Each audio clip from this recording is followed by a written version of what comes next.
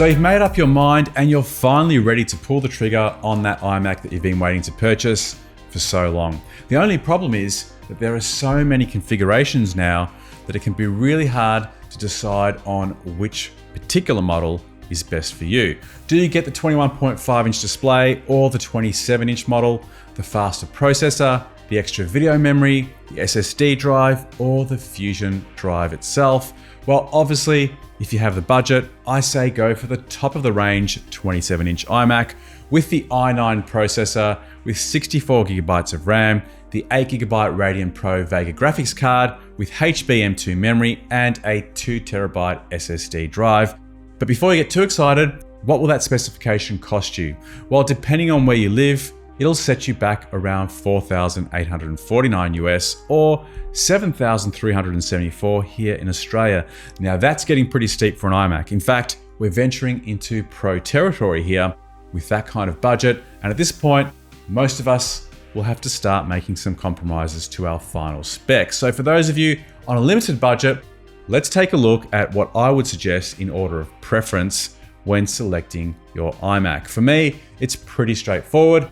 I want a system that allows me to work with UHD, 4K, and 1080p video.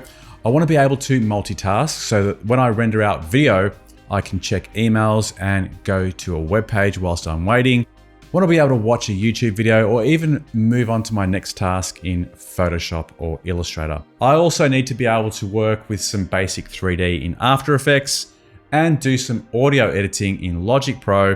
And I want to be able to browse through raw photos in Lightroom whilst making adjustments without any lag or delay. So in order of priority, I need the following. First, it has to be a 27-inch 5K display. The Retina display provides you with an incredibly high resolution of 5120 by 2880 pixels compared to the 4K 4096 by 2034 pixels offered on the 21.5-inch display.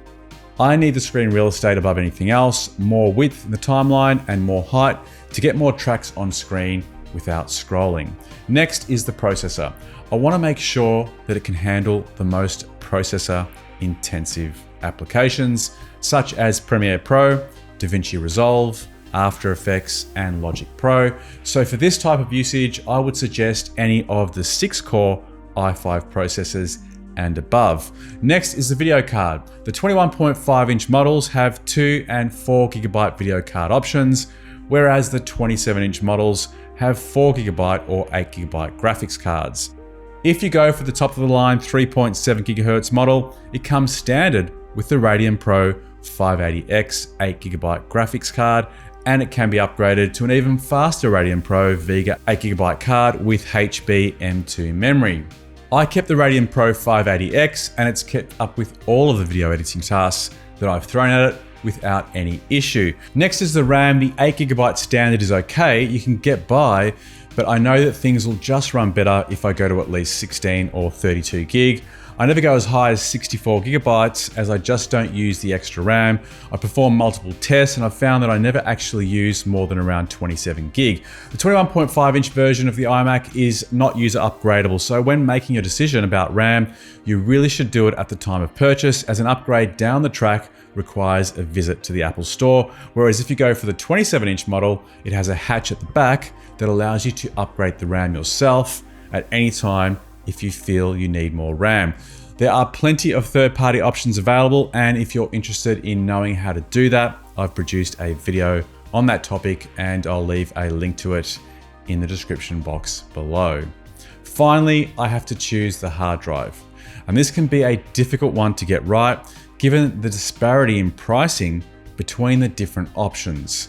There's a 1 terabyte serial ATA 5400 RPM drive that comes standard on the base model, the Fusion drive, and the SSD drive.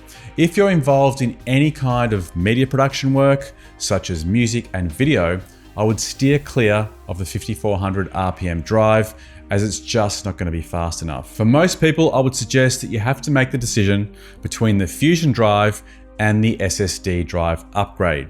Now, if you've got the budget, of course, you should get the SSD drive, but you'll notice that you get a lot more storage at a lower cost if you select the Fusion drive instead. So why is that? Well, As the name implies, a Fusion drive has two separate drives fused together.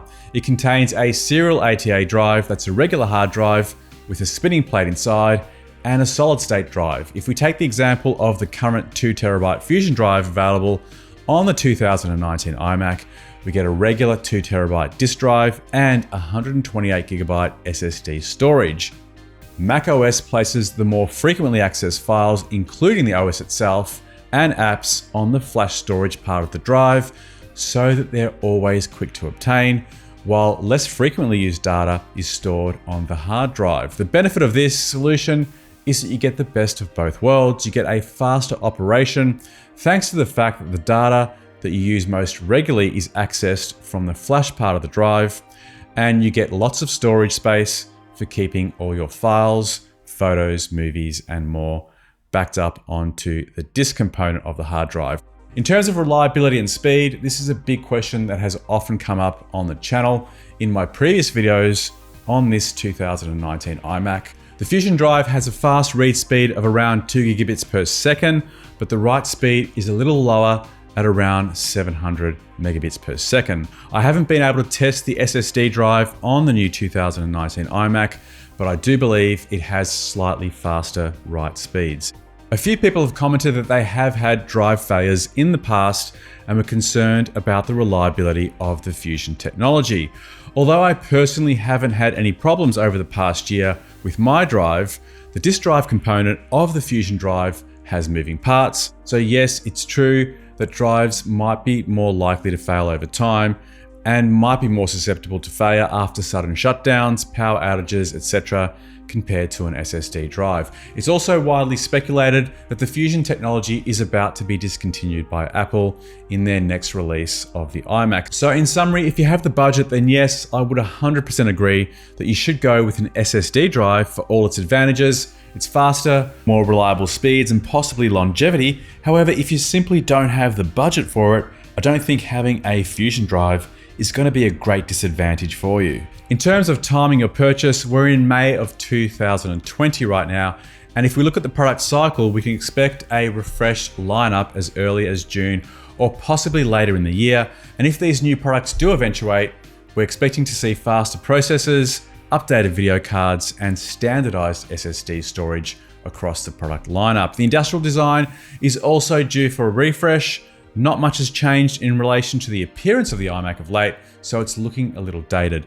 Rumors out of Apple's supply chain suggest Apple is working on a 23-inch iMac that's set to launch in the second half of 2020.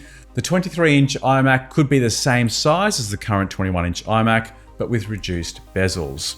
These are just rumors at this stage, but it's very likely that we will see some kind of update or refresh by the end of the year, and I'll let you know as any more information becomes available on the channel.